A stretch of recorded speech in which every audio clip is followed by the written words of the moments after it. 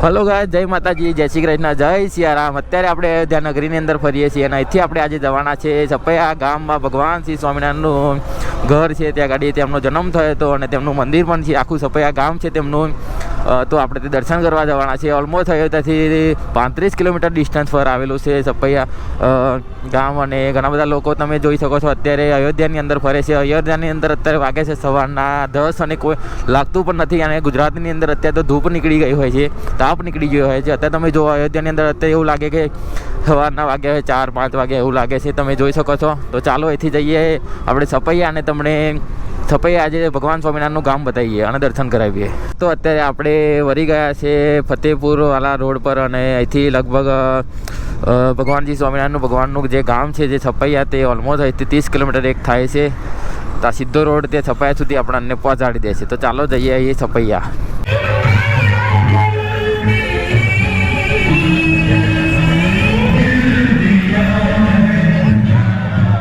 अभी सुबह के टाइम तो आगे दिख नहीं रहा था इतना कोहरा। हाँ, 2 दिन से हम अयोध्या ही कल जाएंगे घर के लिए। दर्शन हो गया आराम का? हाँ, दोबारा दर्शन किए, कल दर्शन करके बाद निकल जाएंगे। સો ગાઈઝ આપણે રસ્તામાં ઊભા રહે છે અને ઘડી ચા નાસ્તો કર્યો, બહુ સારો લાગ્યો। અને ઘડી જે ભજીયા હતા તે કોબીના ભજીયા હતા, બહુ સરસ લાગ્યા। અને બાઇક તમે જોઈ શકો છો આપણો એ ગાડી ફ્લેગ લગાવી લીધો છે અને આગળ જવાનું છે આપણે સપૈયા સુધી। આજે છે 26મી જાન્યુઆરી। જય હિન્દ, વંદે માતરમ, જય શ્રી રામ।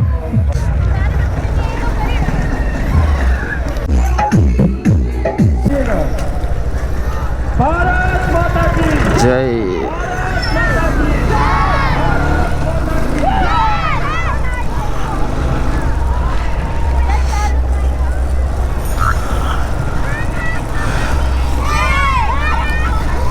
साइकिल रैली देखो बड़ी सी, कितनी लंबी है। सभी बच्चों साइकिल लेके आए हैं रैली में।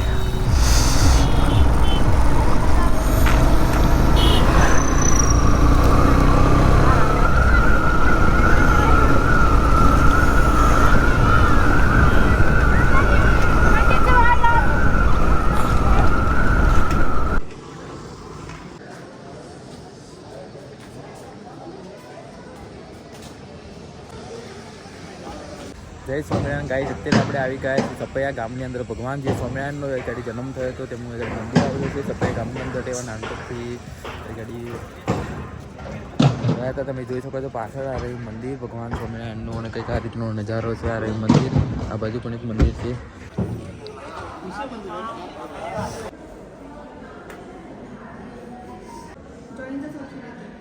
તો ગાઈઝ તમે જોઈ શકો છો આ રહ્યું ભગવાન સ્વામિનારાયણનું મંદિર। આપણે મંદિરના દર્શન કરીને બહાર આવ્યા અને પાછળ એક મંદિર છે બીજું, તો તેની અંદર જે દર્શન કરવા માટે આ મંદિરની અંદર આપણે દર્શન કરી લીધા છે। આ બાજુ બીજું એક મંદિર છે, તો તમે જોઈ શકો છો આ બીજું એક મંદિર છે।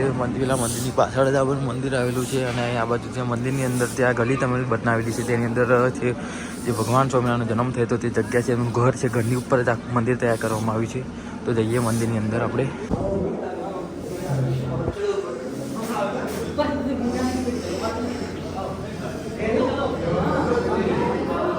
સો ગાડી તમે જોઈ શકો છો એ ગાડી ભગવાન શ્રી સ્વામિનારાયણ ભગવાનનો જન્મ થયો એ જગ્યા છે, તમે જોઈ શકો છો એ ગાડી।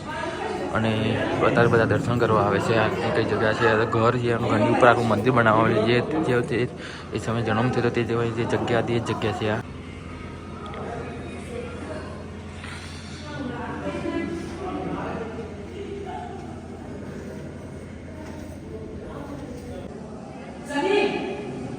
ગાઈઝ તમે જોઈ શકો છો આપ સ્વામિનારાયણ ભગવાનનું જે જન્મ થયો એ સ્થળ છે, આખું ઘર છે અને ઘરની ઉપર જ આખું મંદિર બનાવેલું સ્ટ્રક્ચર જોઈ શકો છો। તો તે વખતનું સ્ટ્રક્ચર છે એની બધી વસ્તુઓ જે એમના ઘરની અંદર યુઝ થતી હતી બધી વસ્તુઓ આગળ મૂકેલી પ્રસાદી રૂપિયા એમનું આખું ઘર જ છે। સો ગાઈઝ ઉપરના મંદિર ઉપર આવી ગયા છે, તમે જોઈ શકો છો। અને કંઈક આ રીતનું મંદિર છે, મંદિરની આજુબાજુ ઘણું બધું સ્ટ્રક્ચર અત્યારે કન્સ્ટ્રક્શનનું કામ ચાલુ છે। રહેવા બધી સુવિધા એ ગાડી મળી જશે, તમે જ્યારે પણ આવો તો એ ગાડી નાઇટમાં સ્ટે કરો તો કરી શકો। ત્યાં એક મંદિર છે, એ ગાડી એક ભગવાનનું મંદિર છે, સ્વામિનારાયણ ભગવાનનું। અને નીચે એમનું ઘર છે તે તમને થોડી વાર પહેલાં મેં બતાવ્યું આખું પ્રદક્ષિણા પંથ કરીને બધી। સો ગાઈઝ તમે જોઈ શકો છો આ રહ્યું ભગવાન સ્વામિનારાયણનું મંદિર અને એ ગાડી એમનું ઘર છે। નીચે જે ઘર છે ઉપર મંદિર છે, તમે જોઈ શકો છો ઘણા બધા દર્શનાર્થી દર્શન કરવા આવે છે। અને તમે જોઈ શકો છો આ પ્રદક્ષિણા પંથ છે આખો સ્વામિનારાયણ ભગવાનનું મંદિર, જે આ ઉપર મંદિર છે, નીચે ઘર છે, ઘરની અંદર તેમની જ્યારે જન્મ થયો તો જે જગ્યા છે નીચે મંદિરની નીચે છે, આપણે તમને બતાવી થોડી વાર પહેલાં, અને બહારથી તમને બતાવું મંદિર ઉપર છે તેથી તમને દર્શન કરાવું. તો ગાઈઝ તમે જોઈ શકો છો આ રવિ સ્વામિનારાયણ ભગવાનનું મંદિરની આગળ એક કૂવો છે. આ કૂવાની અંદર ભગવાન સ્વામિનારાયણ 11 વર્ષ સુધી સ્નાન કર્યું હતું, અને વળી વર્તમાનદેવી ભક્તિ માતા રામપ્રસાદભાઈ સુવિધા ભાભી અને ઈચ્છારામ પણ અહીં નિત્ય સ્નાન કરતા હતા. બધા તમે જોઈ શકો છો કૂવો ત્યાં. ફાઇનલી અત્યારે આપણે સ્વામિનારાયણ ભગવાનના દર્શન કરી લીધા છે. દર્શન કરીને બહાર આવ્યા, અને મંદિરનો ટાઈમિંગ છે સવારથી 12 વાગ્યા સુધી ખુલ્લું રહેશે, 12 વાગે બંધ થઈ જાય છે, પછી 3:30 વાગે મંદિર ખુલે છે. તો ત્યારે પણ તમે સપૈયાની અંદર ભગવાન સ્વામિનારાયણ દર્શન કરવા આવો તો ટાઈમિંગ જોઈને આવજો, કેમ કે આવ્યા પછી તમારે થોડો ટાઈમ ના બગડે એના કારણે. તો ચાલીએ અહીંથી આપણે પાછા જઈએ અયોધ્યા, અને ત્યાં આજે આપણે સાંજે બધું શોપિંગ કરીશું, અને કાલ સવારે અહીંથી આપણે બેક ટુ હોમ આપણે ઘરે જવા નીકળવાના છે. તો અહીંથી તમને ડાયરેક્ટ મળીએ અયોધ્યા જઈને. સો ગાઈઝ તમે જ્યારે સપૈયાની અંદર દર્શન કરવા આવો તો દર્શન કરીને તમે પાછા આવો ત્યારે આવી એક જગ્યા આવે છે જ્યાં જે દશરથ રાજા હતા, જે રામ ભગવાનના પિતાશ્રી હતા, તેમણે આગળ યજ્ઞ કરાવે. તો તે પુત્ર પ્રાપ્તિ માટે જ્યારે રામ ભગવાન નહોતા જન્મ્યા તે પહેલાંની વાત છે, ત્યારે એમણે આગળ યજ્ઞ કરાવ્યો, અને પુત્ર પ્રાપ્તિ માટે તમે જોઈ શકો છો આ એક પવિત્ર જગ્યા છે, અને કંઈક આ રીતનો નજારો છે, તમે દર્શન કરી શકો છો. જય સિયારામ. ચાલો અહીંથી આપણે જઈએ પાછા અયોધ્યા. સો ગાઈઝ અત્યારે આપણે પાછા આવી ગયા છે અયોધ્યા નગરીની અંદર, અને હવે આપણે અહીંથી જઈશું આપણા રૂમ ઉપર, પછી થોડી વાર રેસ્ટ કરીશું, ને પછી આપણે અયોધ્યા નગરીની અંદર સાંજે ફરીશું. અને આજે આપણો 6થો દિવસ છે, તો તમે જોઈ શકો છો કેટલું બધું પબ્લિક દર્શન કરવા આવે છે. અને આજે સાંજે આપણે થોડી ઘણી ખરીદી કરીશું. સો ગાઈઝ જય સિયારામ. અત્યારે આપણે છીએ અયોધ્યાની અંદર, અને સવારે આપણે અહીંથી ગયા સપૈયા જે ભગવાન ભગવાનનું મંદિર છે ત્યાં આગળ દર્શન કરવા માટે. અને અત્યારે ઓલમોસ્ટ વાગે છે સાંજના 4 થી 5 દિવસ પછી આગળ તમે સુરત જોઈ શકો છો કેટલો સરસ એવો નજારો છે સૂર્યનો, અને ઘણું બધું પબ્લિક દર્શન કરવા આવે છે. આગળ જે ભંડારો ચાલુ છે આ બધા તમે જો ચાય નાસ્તો, જ્યારે પણ તમે અયોધ્યાની અંદર આવો તો આગળ ખાવા પીવાનું કોઈ પણ પૈસા ખર્ચવાની જરૂર નહીં પડે, કારણ કે આગળ બધી જગ્યાએ ભંડારા ચાલતો હોય છે. અને આગળ તમારે રહેવું હોય તો ખાલી રહેવાના એટલા ખર્ચવા પડશે. તમે જોઈ શકો છો કેટલા બધું પબ્લિક આગળ ભંડારાનો પ્રસાદ લે છે. અને આ રીતનો કંઈક નજારો છે. આ બાજુ જે નાસ્તો પણ આપવામાં આવે છે, જમવાનું પણ આપવામાં આવે છે, અલગ અલગ જગ્યા લોકો દ્વારા સેવા કરવામાં આવે તો સરસ એવી સેવા છે. તો જય સિયારામ.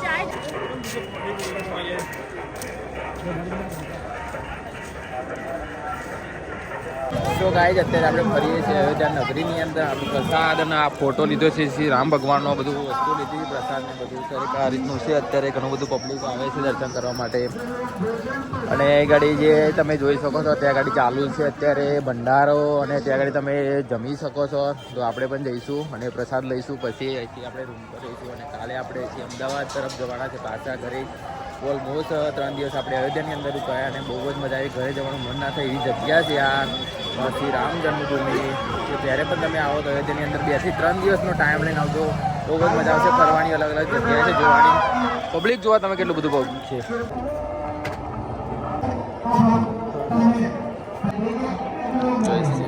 તો ગાઈસ તમે જોઈ શકો છો આગળ પ્રસાદી ચાલુ છે, ભંડારા ચાલુ છે, ત્યાં આગળ તમે જમી શકો છો. અને જે હનુમાનજી મંદિર છે તેના તરફથી આગળ પ્રસાદી આપવામાં આવે છે.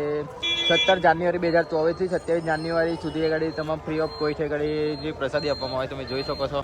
તમે આગળ જોઈ શકો છો શ્રી રામ ભગવાનના દર્શન કરવા કેટલું બધું પબ્લિક આવે છે. અત્યારે ઓલમોસ્ટ સાંજ પડી ગઈ છે, ને પબ્લિક જોવા બહુ જ મોટી સંખ્યામાં પબ્લિક ઉમટી છે. ત્યાં આગળ પાસે ભંડારો ચાલતો, ત્યારે આપણે જમ્યા, અને સરસ એવી સુવિધા કરવામાં આવે છે અયોધ્યા રામ મંદિર તરફથી આગળ હનુમાનજી મંદિર તરફથી. અને સવારથી સાંજ સુધી આપણે ફર્યા. સવારે ગયા હતા સપૈયા ભગવાન સ્વામિનારાયણના ગામની અંદર દર્શન કરવા માટે. તમે જોઈ શકો છો અત્યારે કેટલું બધું પબ્લિક છે અયોધ્યા નગરીની અંદર. તો આપણો આ બ્લોગ લાસ્ટ બ્લોગ છે આપણે અયોધ્યાનો. અહીંથી આપણે કાલથી જઈશું અમદાવાદ તરફ, આપણે ઘર બેક ટુ હોમ આપણે ઘરે જઈશું. અને ઓલમોસ્ટ 3 થી 4 દિવસનો સમય લાગશે આપણે ઘરે જતા. કાલે સવારે લગભગ 8-9 વાગે આપણે પહેલાં દર્શન કરી લઈશું. દર્શન કર્યા બાદ આપણે અહીંથી જઈશું અયોધ્યાથી અમદાવાદ. અને અયોધ્યા સિરીઝનો આપણો આ લાસ્ટ બ્લોગ છે. તો તમને બ્લોગ કેવો લાગે મને કોમેન્ટ કરીને જરૂરથી જણાવજો, અને ચેનલ પર નવા તો સબસ્ક્રાઈબ કરી નાખજો. જય સિયારામ.